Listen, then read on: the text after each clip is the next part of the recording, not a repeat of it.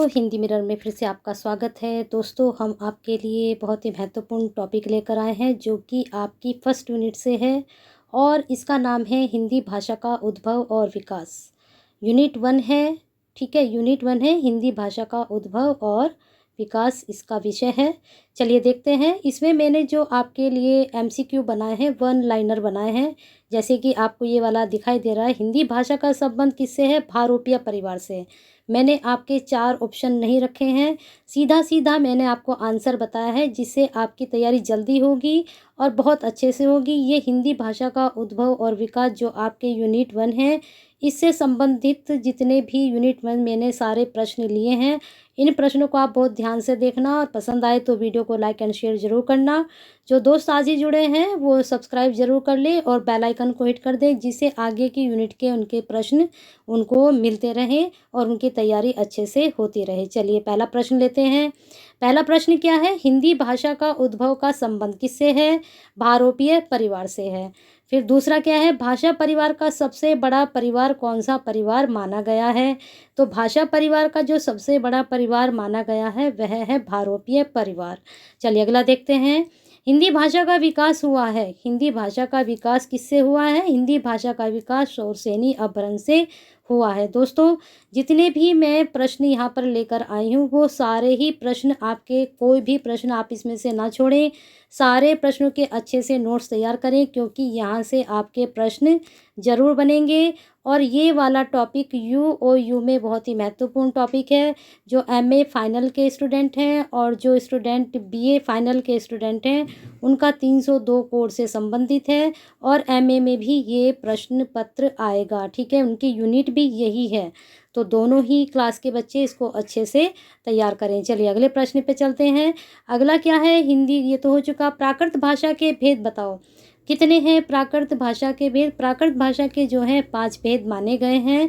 इसमें जो पहला भेद है वह है शौरसेनी, फिर है दूसरा पेशाची, फिर तीसरा है महाराष्ट्री, फोर्थ है आपका अर्धमागधी, फिर पांचवा है आपका मागधी। तो इस प्रकार से प्राकृत भाषा के ये 5 भेद माने गए हैं। प्रश्न किस तरह से बन सकता है कि जो प्राकृत भाषा की जो भेद हैं वो कितने हैं, या फिर पैशाची किसका भेद है? तो आप बताएंगे प्राकृत भाषा का है।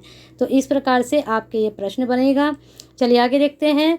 रामविलास शर्मा ने हिंदी को किस रूप में देखते हैं, या हिंदी को क्या रूप उन्होंने माना है? तो उन्होंने जो रूप माना है हिंदी का, एक जाति के रूप में माना है, ठीक है। ये प्रश्न बहुत ही महत्वपूर्ण बन सकता है आपका। और विराट संस्कृति इसको नाम दिया गया है एक जाति के रूप में, तो उन्होंने हिंदी को एक जाति के रूप में स्वीकार किया है। चलिए आगे देखते हैं। भाषा का शाब्दिक अर्थ क्या है? भाषा का शाब्दिक अर्थ देखिए कितना मामूली सा, मतलब एक छोटा सा ये शाब्दिक अर्थ पूछा गया है भाषा का, लेकिन हम एग्जाम में कंफ्यूज हो जाएंगे कि क्या होता है भाषा का शाब्दिक अर्थ। तो भाषा का शाब्दिक अर्थ होता है बोलना। तो इस प्रकार से ये आपके जो पॉइंट है ये बहुत ही महत्वपूर्ण है। एक भी पॉइंट इसमें से आप मत छोड़ना क्योंकि कहीं से भी आपका प्रश्न बन सकता है। मैंने बहुत डीपली जाकर आपके नोट्स तैयार कर रही हूँ, तो इनको बहुत अच्छे से देखिए और उनकी तैयारी कीजिए। चलिए आगे चलते हैं। अगला आपका पॉइंट है, हिंदी का विकास कब से माना गया है? हिंदी का विकास 1000 ईस्वी से माना गया है। फिर अगला है, भारतीय भाषा के विकास के 3 प्रमुख चरण बताने हैं। भारतीय भाषा के कौन से विकास के 3 प्रमुख चरण हैं? पहला है हिंदी भाषा का आदिकाल, फिर है मध्यकाल, फिर है आधुनिक काल, ठीक है। अब इनका समय क्या है? आदिकाल का समय है 1000 से 1500 तक, मध्यकाल का समय है 1500 से 1800 ईस्वी तक, फिर है आधुनिक काल का 1800 से अब तक। अब देखिए यहाँ से प्रश्न कैसे बनेगा। प्रश्न बन सकता है कि जो हिंदी भाषा का आदिकाल है उसकी समय सीमा क्या है, मध्यकाल है उसकी समय सीमा क्या है, आधुनिक काल है उसकी समय सीमा क्या है। तो इस तरह से आपका यहाँ से प्रश्न बनेगा। चलिए आगे चलते हैं। फिर अगला प्रश्न है आपका, भाषा की दृष्टि से आदिकाल को क्या कहते हैं? बहुत ही इंपॉर्टेंट पॉइंट है, इसको नोट डाउन जरूर करें। संक्रांति काल कहते हैं। भाषा की दृष्टि से आदिकाल को संक्रांति काल कहा जाता है। अब यहाँ प्रश्न कैसे बन सकता है कि किस काल को संक्रांति काल कहते हैं। अब संक्रांति काल की समय सीमा क्या है, ये कब तक माना गया है? सन 1000 से 1200 ईस्वी तक जो है संक्रांति काल रहा है। अब देखिए यहाँ पर आदिकाल की जो समय सीमा है वह 1000 से 1500 तक है, लेकिन जो संक्रांति काल रहा आदिकाल में वह 1000 से 1200 तक ईस्वी तक ही रहा। तो ये चीज़ों का भेद जरूर याद करके इसको तैयार करें। चलिए आगे चलते हैं। फिर आगे है भारतीय आर्य भाषाओं का विकास क्रम 3 चरणों में विभक्त है। अब हमने पहले तो देखा ऊपर, अब आप कंफ्यूज मत हो ना, यहाँ पर है भारतीय आर्य भाषा और ऊपर क्या है, भारतीय भाषा। ठीक है, भारतीय भाषाओं का यहाँ क्रम था और यहाँ पर भारतीय आर्य भाषा है। तो दोनों के बारे में आपसे अलग अलग पूछा जा सकता है।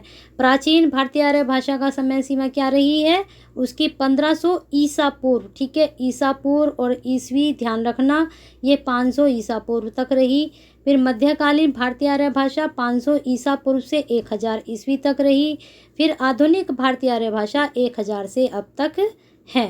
ठीक है, तो दोनों का जो भारतीय आर्य भाषा है और भारतीय भाषा है, दोनों की समय सीमा ध्यान से याद करना और दोनों को अंतर करके तैयार करना। चलिए आगे चलते हैं। अपभ्रंश को पुरानी हिंदी नाम दिया है किसने? चंद्रधर शर्मा गुलेरी ने।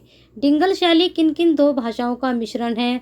राजस्थानी और खड़ी बोली का। जरूर तैयार करें। वैसे तो जितने भी मैं आपके लिए इसमें फर्स्ट यूनिट्स में से पॉइंट्स लेकर आई हूँ सारे ही महत्वपूर्ण हैं, लेकिन कोई कोई बहुत ही महत्वपूर्ण है, उसमें आप 100% मान के चलिए कि प्रश्न बनेगा ही।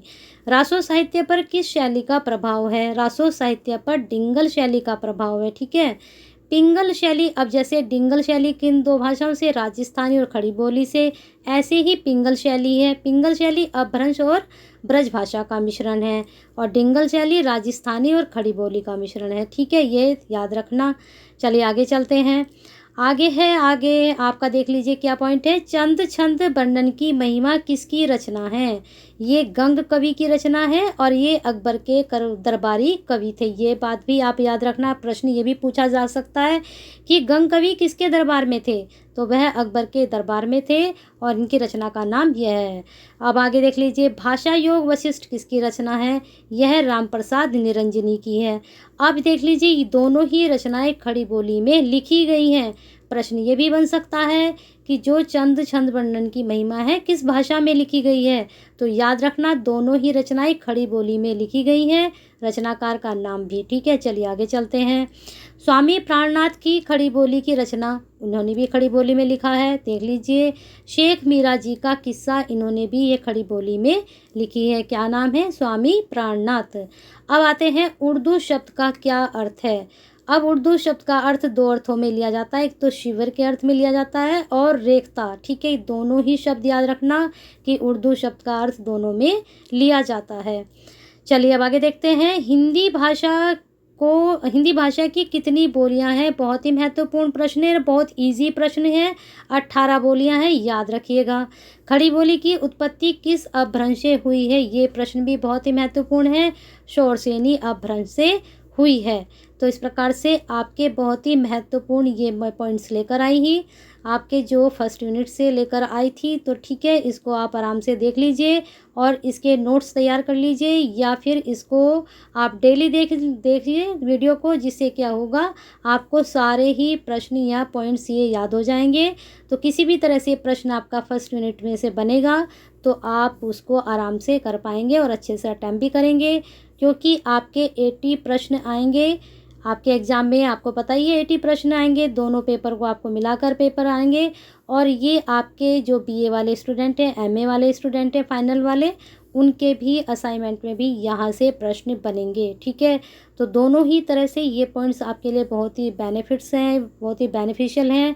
ठीक है, तो इनको तैयार कीजिए और वीडियो पसंद आई है तो लाइक एंड शेयर ज़रूर कीजिए और हिंदी मिरर के साथ जुड़ जाइए। जो नहीं जुड़े हैं, जो आज ही जुड़े हैं, वो सब्सक्राइब जरूर करके जाएं, बेल आइकन हिट करके जाएं अगली वीडियो के लिए। ठीक है, तो अगली वीडियो तभी तो मिलेगी जब आप सब्सक्राइब करेंगे और बेल आइकन हिट करेंगे और साथ में आप कमेंट भी ज़रूर करेंगे, जिससे मुझे पता चले कि आपको ये कंटेंट जो मैंने आपके कंसेप्ट से दिया है आपको पसंद आया है और आगे भी इस तरह की यूनिट का आप कंटेंट चाहेंगे तो मैं वीडियो तैयार करके आपके लिए लेकर आऊँगी।